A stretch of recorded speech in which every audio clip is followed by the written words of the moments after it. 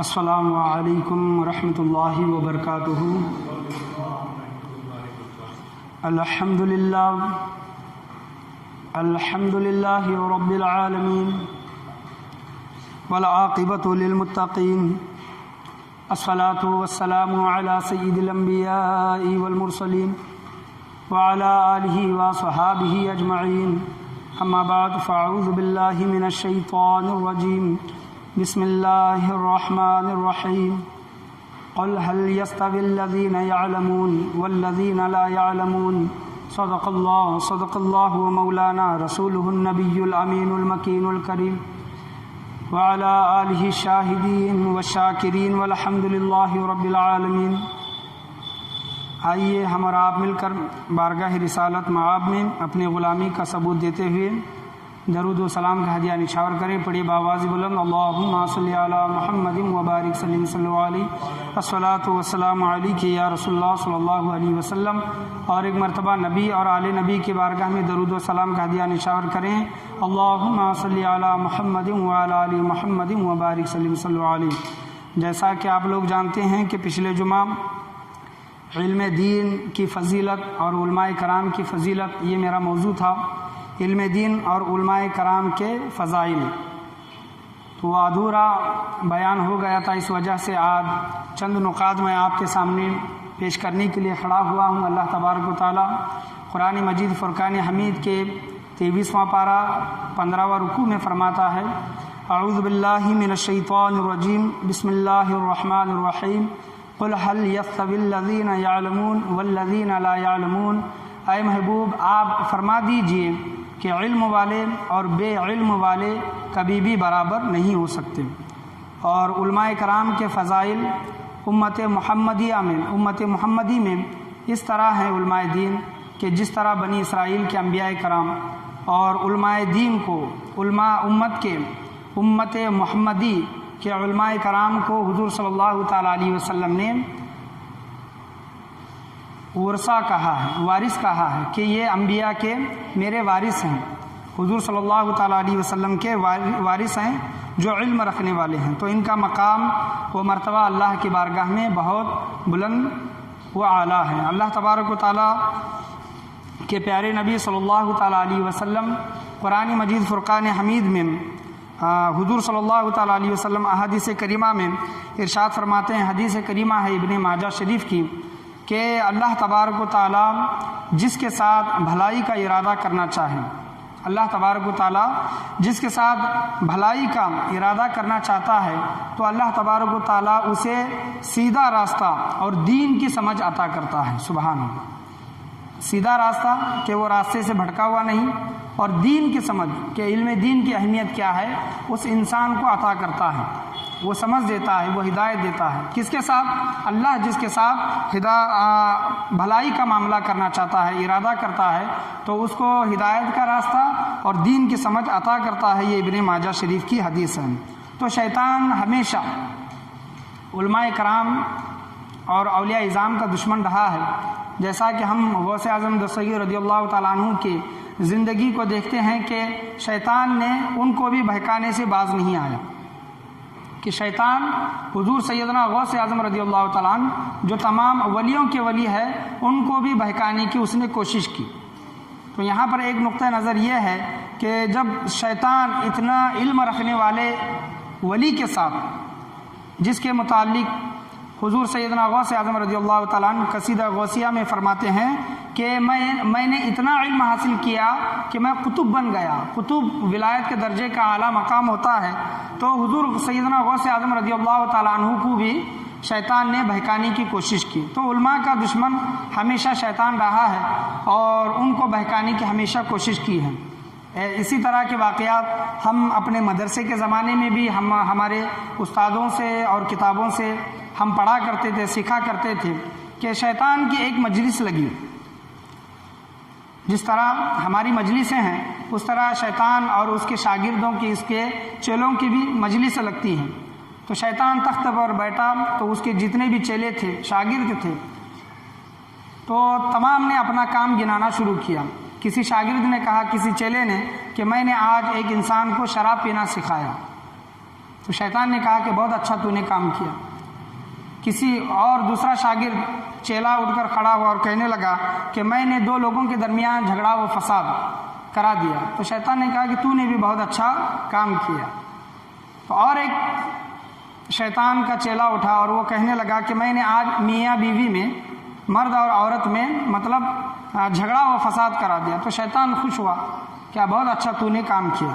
تو اس میں سے ایک شاگرد تھا، وہ کھڑا ہوا اور کہنے لگا کہ میرے سردار، میں نے آج ایک بچے کو مدرسے سے جانے سے روکا، علم حاصل کرنے سے میں نے ایک بچے کو روکا۔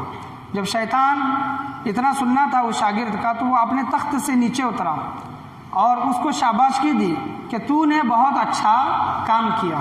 تو تمام جتنے بھی وہاں پر شاگرد بیٹھے ہوئے تھے، شیطان کے چیلے بیٹھے ہوئے تھے، تو وہ حیران اور پریشان ہیں اور اس سے اپنے سردار سے پوچھنے لگے کہ سردار، ہم نے ایک انسان کو شراب پینا سکھایا اور دو لوگوں کے درمیان جھگڑا و فساد کرایا، میاں بیوی کے درمیان ہم نے جھگڑا و فساد کرایا، آپ نے اتنی شاباشی نہیں دی اور اتنا آپ خوش نہیں ہوئے جتنا اس آپ چیلے سے خوش ہو رہے ہیں جو یہ کہہ رہا ہے کہ میں نے آج ایک بچے کو مدرسے سے جانے سے روکا۔ تو شیطان اپنے شاگردوں سے کہتا ہے کہ ہمارا چال، ہمارا جو فندہ ہوتا ہے، ہمارا جو چال ہوتا ہے، وہ بے علموں پر بہت جلدی اثر کرتا ہے۔ کیا کرتا ہے؟ ہم جو سازشیں جو کرتے ہیں اور وسوسے جو ڈالتے ہیں، جو بے علم انسان ہوتے ہیں وہ جلدی اس میں پھنس جاتے ہیں، لیکن جو علم رکھنے والے ہوتے ہیں، علم دین جو رکھنے والے ہوتے ہیں، وہ بہت جلدی نہیں پھنستے۔ شیطان کہتا ہے کہ میں اس وجہ سے خوش ہوا کیونکہ یہ بچہ مدرسے سے جانے سے رک گیا۔ اگر وہ مدرسے کو جاتا، علم حاصل کرتا، اس کے پاس وہ علم آتا، وہ دوسرے لوگوں تک پہنچاتا اور دوسرے لوگوں کو یہ بتاتا کہ شراب پینا گناہ ہے، جھگڑا فساد کرنا گناہ ہے، آپس میاں بیوی میں جھگڑا و فساد کرنا گناہ ہے۔ تو علم کی وجہ سے لوگ گناہوں سے رک جاتے۔ تو اس وجہ سے میں اس شاگرد سے زیادہ خوش ہوں کیونکہ آج میرے ایک شاگرد نے اس بچے کو مدرسے سے جانے سے روکا۔ شیطان کی بات ان لوگوں کو سمجھ میں نہیں آتی، تو شیطان کہتا ہے کہ چلو میں تمہیں بتاتا ہوں کہ علم والا اور بے علم والا عبادت تو کرتے ہیں، لیکن علم جس کے پاس ہوتا ہے، علم رکھنے والے اور عبادت کرنے والوں میں فرق کیا ہے۔ تو شیطان ایک گھر میں اپنے شاگردوں کو لے کر جاتا ہے، وہاں پر ایک نیک بندہ ہمیشہ عبادت کرتا رہتا ہے، اللہ کی بارگاہ میں عبادت گزار بندہ ہوتا ہے، عبادتیں میں اپنا وقت صرف کرتا رہتا ہے۔ تو شیطان اس کو باہر سے آواز دیتا ہے اور کہتا ہے کہ اے اللہ کے نیک بندے، وہ عبادت کرنے والا اس سے پوچھتا ہے کہ کون ہے جو میری عبادت میں خلل پیدا کر رہا ہے، رکاوٹ پیدا کر رہا ہے۔ تو شیطان کہتا ہے کہ اللہ نے مجھے بھیجا ہے، میں اللہ کا فرشتہ ہوں۔ شیطان کیا کہتا ہے کہ میں اللہ کا فرشتہ ہوں اور اللہ تمہاری عبادتوں سے اتنا خوش ہوا ہے کہ تمہیں عرش پر بلاتا ہے، معراج پر بلاتا ہے۔ تو وہ عبادت کرنے والا بندہ جو اتنا علم نہیں رکھتا تھا، وہ بہت خوش ہوتا ہے اور دل ہی دل میں یہ سوچتا ہے کہ چلو اللہ نے مجھے آج بلایا ہے، تو وہ خوش ہوتا ہے اور باہر آتا ہے۔ تو شیطان اسے ایک گدھے پر بٹھاتا ہے، دکھنے میں وہ براق کے جیسا، گھوڑے کے جیسا ہوتا ہے، لیکن اصل میں اس کی نظروں پر پردہ پڑا ہوا ہوتا ہے جہالت کا، اور دیگر شیطان اپنی طرف سے اس کے آنکھوں پر پردہ ڈال دیتا ہے اور اس کو ایک گدھے پر بٹھاتا ہے اور جنگل میں لے جا کر چھوڑ دیتا ہے۔ وہ جب جنگل میں جاتا ہے، جب اسے پتہ چلتا ہے کہ یہ کوئی فرشتہ نہیں تھا بلکہ شیطان تھا، لعین تھا، اور شیطان اپنے شاگردوں کو سمجھانے کے لیے ایک عالم دین، سچے عالم جو علم رکھنے والے ہوتے ہیں، عالم دین کے گھر کے پاس جاتا ہے اور کہتا ہے کہ اے اللہ کے نیک بندے، وہ بھی عبادت کر رہے تھے، اللہ کے نیک بندے۔ تو وہ عالم دین کہتے ہیں کہ کون ہے؟ تو شیطان کہتا ہے کہ میں اللہ کا بھیجا ہوا فرشتہ ہوں، اللہ تمہیں معراج پر بلانا چاہتا ہے، دیدار کرانا چاہتا ہے، عرش پر بلانا چاہتا ہے۔ تو وہ عالم دین تھا، علم رکھنے والا تھا۔ اس نے کہا لا حول ولا قوت الا باللہ العلی العظیم، جو تو بات کہہ رہا ہے اس بات سے مجھے یہ لگتا ہے کہ تو ضرور شیطان ہے، ضرور شیطان ہیں۔ حضرت آدم علیہ السلام سے لے کر حضور صلی اللہ تعالیٰ علیہ وسلم تک، عیسیٰ علیہ السلام تک اللہ تبارک و تعالیٰ نے کسی کو معراج نہیں کرائی سوائے محمد رسول اللہ صلی اللہ تعالیٰ علیہ وسلم۔ لگتا ہے تو کوئی شیطان معلوم ہوتا ہے، تو شیطان وہاں سے بھاگ جاتا ہے اور اپنے شاگردوں سے کہتا ہے کہ دیکھو یہ ہوتے ہیں علم والے۔ علم والے کبھی بھی نہیں بھٹکتے، ہاں عبادت کرنے والے کبھی کبھار بھٹک سکتے ہیں، لیکن علم والے کبھی بھی نہیں بھٹکتے۔ تو شیطان اور مثال دے کر سمجھانے کے لیے ایک راستے میں کھڑا ہو جاتا ہے، نماز کا وقت ہونے لگتا ہے تو ایک عابد، عبادت گزار، ہمیشہ عبادت کرنے والا انسان وہاں سے گزر رہا ہوتا ہے، نماز کا وقت ہو رہا ہوتا ہے، شیطان اس کو رکاتا ہے، انسانی شکل میں ہوتا ہے، رکاتا ہے اور کہتا ہے کہ صاحب مجھے ایک بات پوچھنی ہے، مجھے ایک بات پوچھنی ہے۔ تو عبادت کرنے والا کہتا ہے کہ جلدی بتاؤ، نماز کا وقت ہو رہا ہے، کیا کام ہے؟ تو اپنے جیب میں سے ایک سوئی نکالتا ہے اور اس کو دکھاتا ہے اور کہتا ہے کیا اللہ تبارک و تعالیٰ اس شے پر قادر ہے؟ اللہ اس شے پر قادر ہے کہ تمام جتنے بھی جہان ہیں، تمام جہان کو اس سوئی کے نوک میں ڈال سکے، سما سکے، اس سوئی کے نوک میں سما سکے۔ تو عبادت گزار بندہ کہتا ہے، جو علم رکھنے والا نہیں تھا، اتنی معرفت رکھنے والا نہیں تھا، وہ کہتا ہے کہ تو کوئی پاگل معلوم ہوتا ہے، یہ کہاں سوئی، اتنی چھوٹی سی سوئی کی نوک، اور کہاں اتنے بڑے عالم، اتنی بڑی دنیا، تو یہ کس طرح ہو سکتا ہے؟ تو شیطان اس کو جانے کی اجازت دیتا ہے۔ کچھ دیر کے بعد رک کر وہاں پر عالم دین کا گزر ہوتا ہے، شیطان اس کو بھی روکتا ہے اور کہتا ہے، وہی سوال دہراتا ہے۔ تو اس پر عالم دین کہتا ہے کہ ضرور تو کوئی شیطان معلوم ہوتا ہے جو بہکانے کے لیے یہاں پر رکا ہے، تو جو سوال جو کرتا ہے کہ اس سوئی کے نوک میں، اس سوئی کی نوک میں کیا اللہ تبارک و تعالیٰ تمام جہانوں کو سما سکتا ہے؟ یاد رکھ، اللہ تبارک و تعالیٰ ہر شے پر قادر ہے، اس سوئی سے بھی باریک نوک میں اللہ تبارک و تعالیٰ سمانے پر قادر ہے، قدرت رکھتا ہے اللہ تبارک و تعالیٰ۔ تو شیطان یہاں پر مطلب وہاں سے بھاگ جاتا ہے اور اپنے شاگردوں کو سمجھاتا ہے کہ دیکھو، علم والے اور بغیر علم والوں کی مثال یہ ہے کہ وہ مطلب چند لالچ میں آ کر یا پھر چند انعامات میں آ کر، نعمتوں میں آ کر مطلب وہ بہک جاتے ہیں، لیکن جو علم والے رکھتے ہیں، جن کے متعلق اللہ تبارک و تعالیٰ نے قرآن مجید فرقان حمید میں جو فرمایا ہے کہ علم والے اور بغیر علم والے کبھی بھی برابر نہیں ہو سکتے، یہی وجہ ہے کہ علم والے کبھی بھی سیدھی راہ سے نہیں بھٹکتے۔ جو صحیح علم اور علم کی معرفت اللہ تبارک و تعالیٰ کی معرفت رکھتے ہیں، تو علم حاصل کرنا ہر ایک انسان کے لیے ضروری ہے، کیونکہ زندگی گزارنی ہے۔ زندگی کے ایسے بہت سے معاملات آتے ہیں، لمحات آتے ہیں جس میں انسان بہک سکتا ہے، گمراہ ہو سکتا ہے، ایمان سے بھی نکل سکتا ہے۔ تو ضروری یہ ہے کہ جو ضروری جو علم ہوتا ہے جس سے اپنی ایمان کی حفاظت ہو سکے، عقیدے کی حفاظت ہو سکے، تو ہمیں ایسا علم حاصل کرنا بہت ضروری ہے۔ پڑھیے ایک مرتبہ درود شریف، اللہم صلی علی محمد وعلی آل محمد وبارک وسلم صلی اللہ علیہ۔ تو شیطان نے اپنے شاگردوں کو تمام مثالیں بتا کر یہ سمجھا دیا کہ تم عبادت گزاروں کو تو گمراہ کر سکتے ہو، لیکن جو عالم دین ہوتے ہیں، اللہ کے سچے ولی جو ہوتے ہیں، عبادت گزار جو بندے ہوتے ہیں، علم صحیح حق علم رکھنے والے ہوتے ہیں، تم انہیں کبھی بھی گمراہ نہیں کر سکتے۔ جیسا کہ ہم حضور سرکار سیدنا غوث اعظم رضی اللہ تعالیٰ عنہ کا واقعہ ہمیشہ پڑھتے ہیں کہ شیطان کہتا ہے کہ عبد القادر میں تیرا رب بول رہا ہوں، تو اس پر شیخ عبد القادر جیلانی رحمۃ اللہ علیہ رضی اللہ عنہ نے کیا پڑھا؟ لا حول ولا قوت الا باللہ العلی العظیم پڑھا۔ وہاں پر شیطان وہاں سے بھاگ گیا۔ تو بتانے کا حاصل کلام یہ ہے کہ غوثوں کے غوث، قطبوں کے قطب، ولیوں کے ولی حضور سرکار سیدنا غوث اعظم رضی اللہ عنہ کو شیطان جب بہکانے کی کوشش کر سکتا ہے، تو ہم اور آپ اور آج جو اپنے آپ کو ولی ہونے کا جو دعویٰ کرتے ہیں، تو شیطان ان کو کیوں نہیں آزمائے گا؟ ان کو کیوں بہکانے کی کوشش نہیں کرے گا؟ بے شک شیطان ہر ایک کے ساتھ ہوتا ہے۔ انسان جب پیدا ہوتا ہے تو اس کے ساتھ ایک جن بھی پیدا ہوتا ہے، ایک فرشتہ بھی پیدا ہوتا ہے۔ جن شیطانی شکل میں، جن جو آگ سے بنایا ہوا تھا، وہ ہمیشہ انسان کو گناہ کی دعوت دیتا ہے۔ فرشتہ ہمیشہ انسان کو نیکی کی دعوت دیتا ہے۔ تو ہر ایک کے ساتھ شیطان بھی ہے اور فرشتہ بھی ہے۔ انسان کو جو نیک کام کرنے کی جو سعادت حاصل ہوتی ہے وہ اللہ تبارک و تعالیٰ کی طرف سے ہوتی ہے۔ انسان جو گمراہ ہوتا ہے، گناہوں کے کام کرتا ہے، وہ شیطان اس کو بہکانے کی ہمیشہ کوشش کرتا ہے۔ اور ہمارے استادوں نے یہ بھی کہا ہے کہ جو جتنا علم رکھنے والا ہوتا ہے، شیطان بھی اس کے ساتھ ویسے علم والا شیطان اس کے ساتھ ہمیشہ رہتا ہے۔ تو اس علم کا درجہ جو ہوتا ہے اس کے ساتھ رہ کر اس کو ہمیشہ بہکانے کی کوشش کرتا ہے۔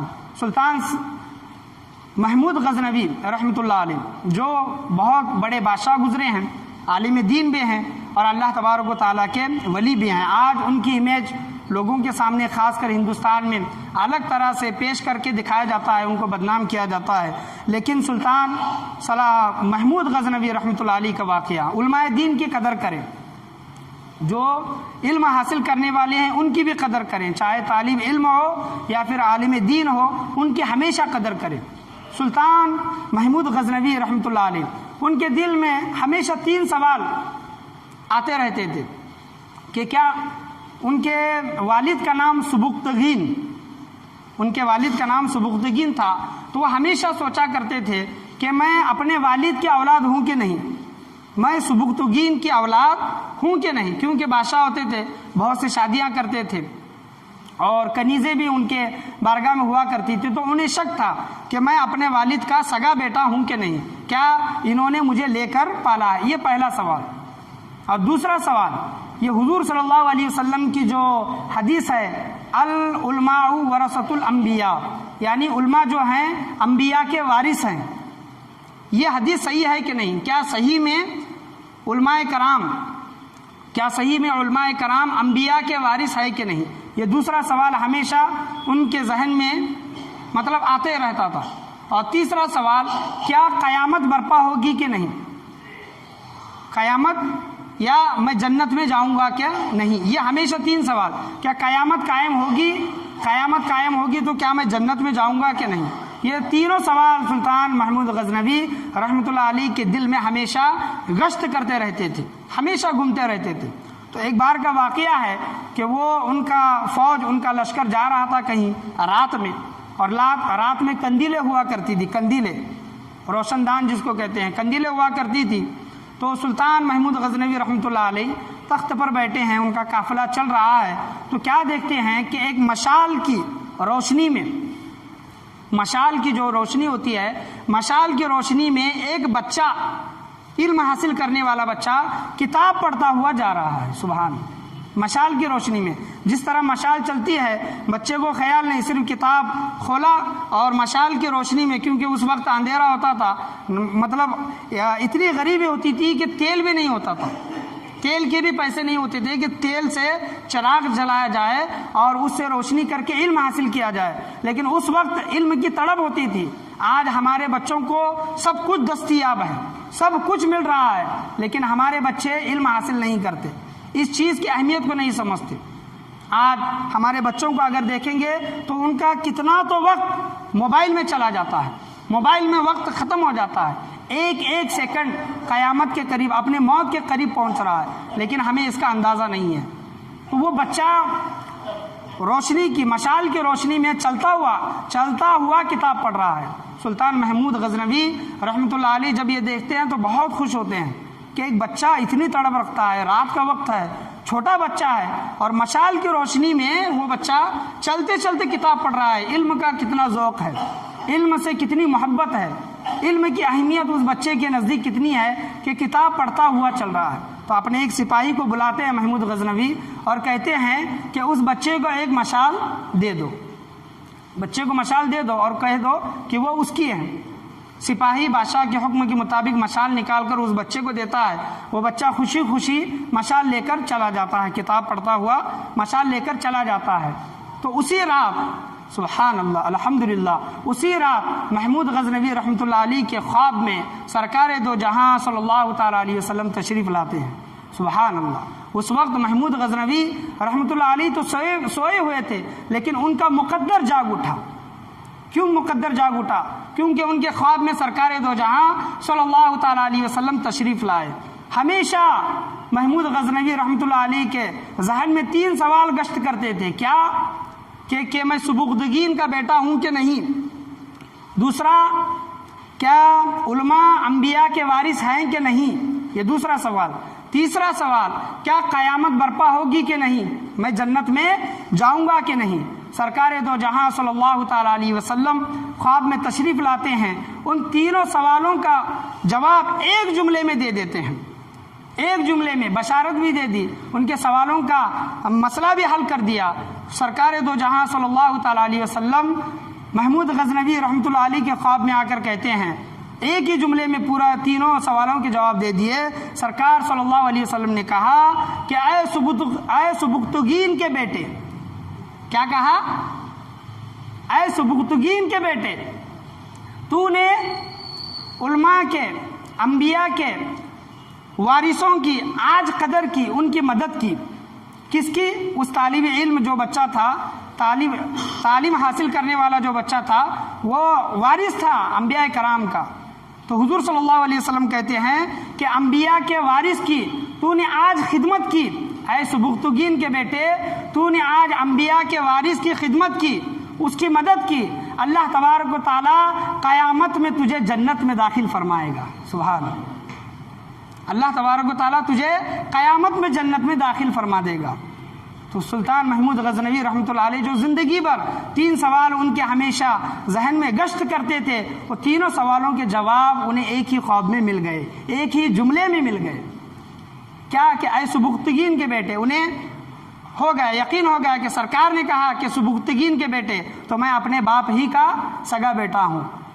تو نے انبیاء کے وارث کی خدمت کی، تو انہیں وہ یقین ہو گیا کہ یہ حدیث صحیح ہے کہ جو کہا جاتا ہے کہ علماء انبیاء کے وارث ہوں گے اور قیامت کے دن اللہ تبارک و تعالیٰ تجھے جنت میں داخل فرما دے گا۔ تو محمود غزنوی رحمۃ اللہ علیہ کو یہ یقین ہو گیا کہ قیامت برپا ہوگی اور میں جنت میں داخل ہوں گا۔ اور جنت میں داخل ہونے کو آپ صلی اللہ علیہ وسلم نے فرمایا کہ اے محمود، تمہیں جنت میں داخل ہونا اتنا ہی کافی ہے کہ تو نے آج میرے وارث کی خدمت کی، میرے وارث کی مدد کی۔ آج جو بچے علم حاصل کرتے ہیں، دین علم حاصل کرتے ہیں، اگر ان کی کوئی مدد کرتا ہے تو انبیاء کے وارثوں کی مدد کر رہا ہے۔ آج وہ تو طالب علم بچہ تھا، تعلیم حاصل کرنے والا، ابھی وہ عالم دین نہیں بنا تھا۔ طالب علم بچے کی سلطان محمود غزنوی رحمۃ اللہ علیہ نے مدد کی تو انہیں یہ انعام ملا کہ ان کے تینوں سوال حل ہو گئے اور انہیں جنت عطا کر دی گئی۔ اگر وہ عالم دین کی خدمت کرتے، جو عالم ہیں، یہ تو علم حاصل کرنے والا بچہ تھا، عالم دین کی خدمت کرتے تو انہیں کتنا بڑا مقام و مرتبہ ملتا۔ آج ہمارے نظر میں آج عالم دین کی کیا حیثیت ہے، علماء کرام کی کیا حیثیت ہے؟ آج ہم ایک دوسرے پر کیچڑ اچھالنے میں، انگلی اٹھانے میں ماہر ہیں، لیکن ان کی زندگیوں کو پڑھے کہ انہوں نے علم کس طرح حاصل کیا، علم کے لیے انہوں نے کس طرح جد و جہد کی۔ آج ہمارے لیے یہ ضروری ہے، اور اپنے بچوں کو بھی علم دین سکھانے کی کوشش کریں، ہمیشہ کوشش کریں۔ اللہ تبارک و تعالیٰ قرآن مجید فرقان حمید میں فرماتا ہے کہ علم والے اور بغیر علم والے کبھی بھی برابر نہیں ہو سکتے۔ علم کا مرتبہ مقام اتنا بڑا ہے کہ یہ واقعہ میں ہمیشہ بیان کرتا ہوں کہ حضرت عیسیٰ علیہ السلام ایک قبر کے پاس سے گزر رہے تھے تو دیکھتے ہیں کہ قبر میں عذاب ہو رہا ہے۔ صبح میں وہاں سے گزرے تو عذاب ہو رہا ہے، جب شام کے وقت اسی قبر کے پاس سے گزرتے ہیں تو اس قبر میں عذاب نہیں بلکہ اللہ تبارک و تعالیٰ نے اس کے قبر کو جنت کا باغ بنا دیا۔ حضرت عیسیٰ علیہ السلام کو یہ معاملہ سمجھ میں نہیں آیا، صبح میں تو عذاب ہو رہا تھا، شام میں مطلب اس کا جو قبر ہے، اس کا جو گھر ہے، وہ جنت کے باغوں میں سے ایک باغ بن چکا ہے۔ اللہ کی بارگاہ میں جب سوال کرتے ہیں تو اللہ تبارک و تعالیٰ کی بارگاہ سے آواز آتی ہے کہ اے عیسیٰ، جب یہ انسان مرا تھا اس کی بیوی 4 مہینے کے حمل سے تھی، جب یہ مر گیا تو گناہوں میں مرا، گناہوں کی وجہ سے اس پر قبر میں عذاب ہوتا رہا۔ جب اس کا بچہ پیدا ہوا اور اتنا بڑا ہوا کہ بولنے کے قابل ہوا، جب اس کی ماں نے اس کو استاد محترم کے پاس پہنچایا، استاد کے پاس جب وہ بچہ بیٹھا، 4 سال کا بچہ ہوگا، استاد کے سامنے جب وہ بچہ بیٹھا، استاد نے کہا کہ بچے پڑھو بسم اللہ الرحمن الرحیم، اللہ کے نام سے شروع جو نہایت مہربان ہمیشہ رحم فرمانے والا ہے۔ بچے سے جب کہا تو بچے نے پڑھا بسم اللہ الرحمن الرحیم۔ اللہ تبارک و تعالیٰ حضرت عیسیٰ علیہ السلام سے فرماتا ہے کہ اے عیسیٰ مجھے حیا آئی کہ میں اس انسان کو عذاب دوں جس کا بچہ زمین پر میرا نام لیتا ہے۔ سبحان اللہ، جس کا بچہ، جس کی اولاد زمین پر میرا نام لے، میں اس کے باپ کو عذاب دوں، مجھے حیا آئی۔ اس بچے کے بسم اللہ الرحمن الرحیم پڑھنے کے بدلے میں نے اس کے باپ کے گناہوں کو معاف کر دیا۔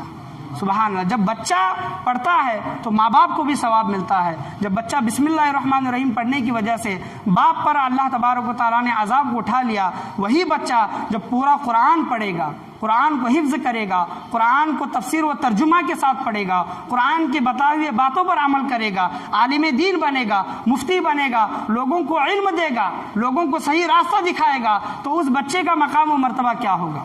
حافظ قرآن کے متعلق اللہ تبارک و تعالیٰ کے پیارے نبی صلی اللہ علیہ وسلم فرماتے ہیں کہ حافظ قرآن جو باعمل اور قرآن کی جو بتائی ہوئی چیزوں کو حلال اور حرام کو حرام جانے اور قرآن کے بتائے ہوئے باتوں پر عمل کرے، ایسے حافظ قرآن باعمل حافظ قرآن کے متعلق حضور صلی اللہ تعالیٰ علیہ وسلم فرماتے ہیں کہ حافظ قرآن کے ماں باپ کو اللہ تبارک و تعالیٰ قیامت کے دن ایسا تاج پہنائے گا کہ اس تاج کی روشنی میں چاند اور سورج کی روشنی بھی ماند پڑ جائے گی، پھیکی پڑ جائے گی۔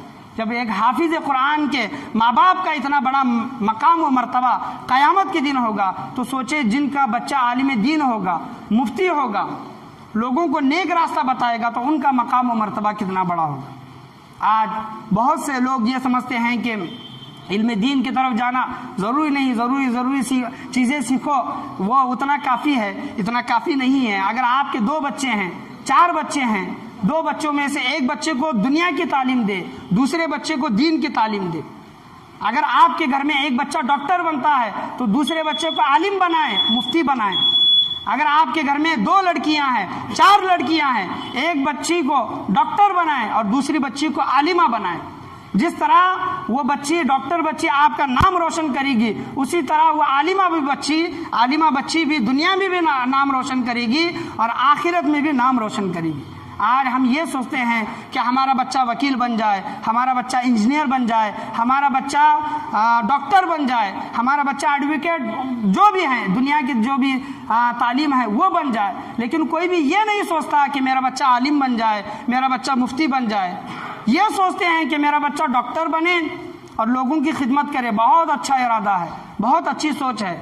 ڈاکٹر بن کے لوگوں کی کم پیسوں میں خدمت کرنا یا پھر فری میں خدمت کرنا، وکیل بن کے لوگوں کی مظلوم لوگوں کا کیس لڑنا اور جیتنا، انجینئر بن جائے تو آج گھروں کی قیمت باندھنے میں بہت بڑی قیمتیں خرچ ہو جاتی ہیں۔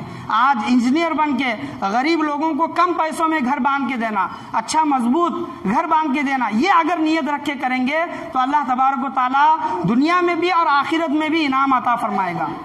ایسا ضروری نہیں ہے کہ علم کے فیلڈ میں ہی آ کر لوگوں کی خدمت کرے، لیکن جہاں پر یہ سوچ رہے ہیں کہ میرا بچہ ڈاکٹر بن جائے، انجینئر بن جائے، وکیل بن جائے، جو کچھ بھی ہے یہ بن کر لوگوں کی خدمت کرے، تو اسی طرح علم کے میدان میں بھی آئیں، علم دین کے میدان میں بھی آئیں۔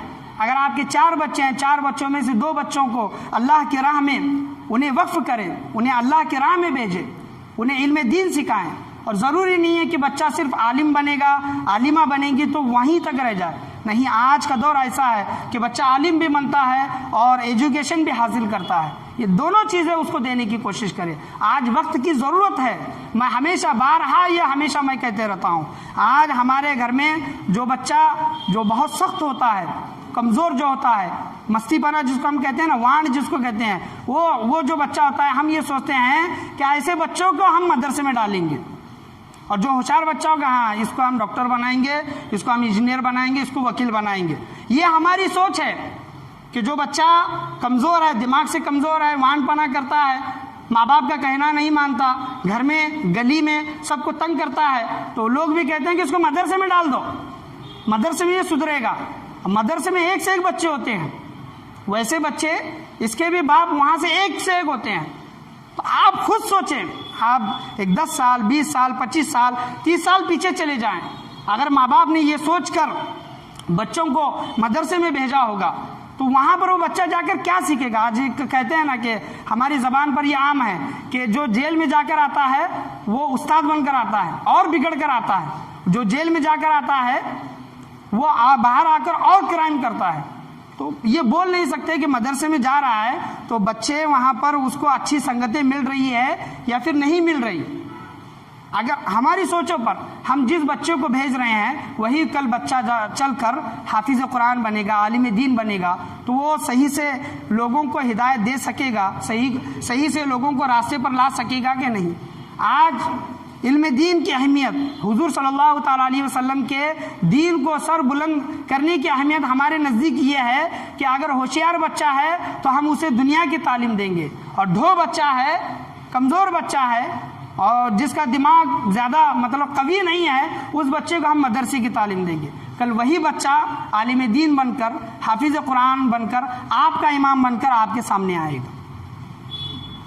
تو بتانے کا حاصل کلام یہ ہے، جو ذہین بچے ہوتے ہیں، جن کا دماغ تیز ہوتا ہے، ایسے بچوں کو دین کی بھی تعلیم دے اور دنیا کی بھی تعلیم دے، اور اپنے بچوں پر نظر رکھیں، ان کو دیکھیں۔ آج کا دور جو ہے بڑا ہی نازک دور ہے، کون سا بچہ کیا کر رہا ہے۔ آج بچے کو باہر جا کر گناہ کرنے کی ضرورت نہیں ہے، بالکل ضرورت نہیں ہے۔ موبائل جو ہوتا ہے اس میں پوری دنیا موبائل میں آ جاتی ہے۔ بچہ کیا کر رہا ہے، کیا نہیں کر رہا ہے، کمرے میں دروازہ بند کر کے کیا کر رہا ہے، آپ کو اس کی کچھ خبر نہیں ہے۔ بچے کو اگر آپ موبائل دیتے ہیں، بچے کو اگر آپ موبائل دیتے ہیں تو دیکھیں کہ اس میں کیا دیکھ رہے ہیں، کیا کر رہے ہیں۔ یہ ہمارے لیے ضروری ہے، ماں باپ کے لیے ضروری ہے۔ کل چل کر بچہ بگڑ جائے تو اس کے ذمہ دار کون ہوں گے؟ ہم ہی لوگ ہوں گے، جن لوگوں نے بچوں کو موبائل دیا ہے۔ موبائل جو ہے اس کا کام کیا ہے کہ فون اٹھانا، فون رکھنا، میسج کرنا، میسج کا جواب دینا، یہ ضروری چیزیں ہیں۔ اس کے علاوہ اس کا نیٹ کا زمانہ ہے، اس سے تعلیم وغیرہ بھی حاصل کی جا سکتی ہے۔ ایسی کون سی چیز نہیں ہے جو موبائل سے سیکھی نہیں جا سکتی، ہر چیز اس پر بتائی جاتی ہے۔ لیکن اس کے برعکس اگر ہم دیکھیں گے تو موبائل بگڑنے کا بھی ذریعہ بنتا ہے۔ تو دونوں چیزیں ہیں، نفع بھی ہے، نقصان بھی ہے۔ ہمیں سوچنا چاہیے کہ ہمیں اس سے نفع حاصل کرنا ہے یا پھر نقصان حاصل کرنا ہے۔ تو ہمیشہ اپنے بچوں کو ادب سکھائیں، اپنے بچوں کو علم کی اہمیت بتائیں، اپنے بچے کو دنیا کی جس طرح تعلیم کی اہمیت دیتے ہیں کہ تجھے بڑا ہو کر یہ بننا ہے، یہ کرنا ہے، وہ کرنا ہے، اس طرح دین کی بھی اہمیت۔ حضور صلی اللہ علیہ وسلم کے زمانے میں صحابہ کی جماعت ایک ایسی ہوتی تھی جو ہمیشہ علم سیکھتی تھی، علم پڑھاتی تھی، جس کو اصحاب صفہ کہتے ہیں۔ علم کی اہمیت حضور صلی اللہ تعالیٰ علیہ وسلم نے اپنے حیات طیبہ میں لوگوں کو بتا دی، اصحاب صفہ کی ایک جماعت بنا کر۔ وہ ہمیشہ لوگوں کو علم سکھاتے تھے۔ بچوں کو علم کا ادب بھی سکھائیں، علم کا ادب، استاد کا ادب بھی ضروری ہے۔ خلیفہ ہارون رشید، ان کا نام کون نہیں جانتا، بہت بڑے خلیفہ، بہت بڑے بادشاہ، اپنے بچے کو علم حاصل کرنے کے لیے دوسرے ملک بھیجا۔ بیٹا دوسرے ملک میں علم حاصل کر رہا ہے تو باپ کے دل میں خیال آیا کہ چلو بیٹے سے ملاقات کرتے ہیں۔ تو مدرسے میں گئے تو کیا دیکھتے ہیں کہ بچہ استاد کے پیر پر پانی ڈال رہا ہے۔ استاد وضو کر رہے ہیں اور اپنے ہاتھوں میں وہ جگ پکڑا ہوا ہے، لوٹا پکڑا ہوا ہے اور پانی ڈال رہا ہے، استاد اپنے پیر کو دھو رہے ہیں۔ تو خلیفہ ہارون رشید دیکھ کر جلال میں آئے اور استاد سے کہا کہ میں نے بچے کو اس وجہ سے تو نہیں بھیجا کہ بچہ آ کر یہ کرے۔ آپ یہ سوچ رہے ہوں گے کہ بچہ استاد کے پیر پر جو پانی ڈال رہا تھا خلیفہ ہارون رشید دیکھ کر اس وجہ سے جلال میں آئے، نہیں، اس وجہ سے جلال میں نہیں آئے۔ انہوں نے یہ کہا کہ میں نے اس وجہ سے تو نہیں بھیجا تھا۔ انہوں نے استاد محترم سے، بیٹے کے استاد سے یہ کہا کہ اے استاد محترم، آپ ان کو ادب بھی سکھاؤ، میرے بیٹے کو ادب بھی سکھاؤ۔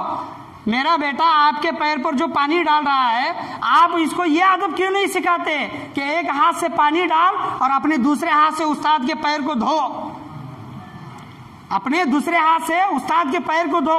خلیفہ ہارون رشید نے استاد محترم سے یہ کہا کہ میرے بچے کو ادب بھی سکھائے، بادشاہ ہو کر، بادشاہ کا بیٹا ہے۔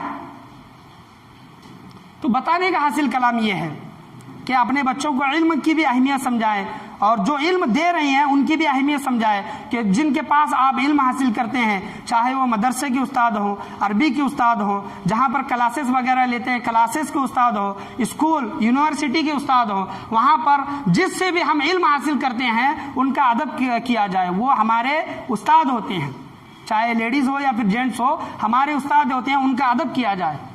ایک واقعہ میں آپ کے سامنے بیان کرنا چاہوں کہ ایک بچے کو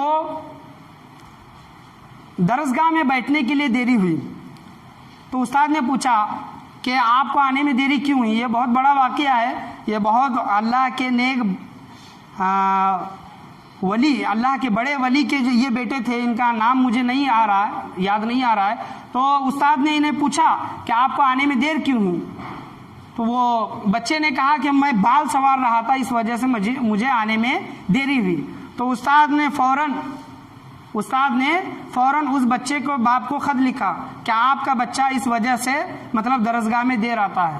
تو باپ کا اس پر رد عمل کیا تھا؟ باپ نے اس پر کیا کیا؟ باپ نے ایک حجام کو بھیجا خط کے ساتھ، خط کے جواب میں، کہ آپ کا شکریہ کہ آپ نے یہ مجھے چیز بتائی، میں اس خط کے ساتھ ساتھ ایک نائی کو، بال کاٹنے والے کو بھیج رہا ہوں، ابھی میرے بچے کو بٹھائیں اور ان کے پورے بال نکال دے۔ مجھے یہ گوارا نہیں ہے کہ میرا بیٹا بال سنوارے اور اس کی وجہ سے اسے علم حاصل کرنے میں دیری ہو۔ تو علم کی اہمیت یہ ہے، قل هل يستوي الذين يعلمون والذين لا يعلمون۔ تو علم حاصل، علم کی اہمیت، علم کہتے ہیں نا کہ آج تلوار سے زیادہ قلم میں طاقت ہے۔ کیوں طاقت ہے؟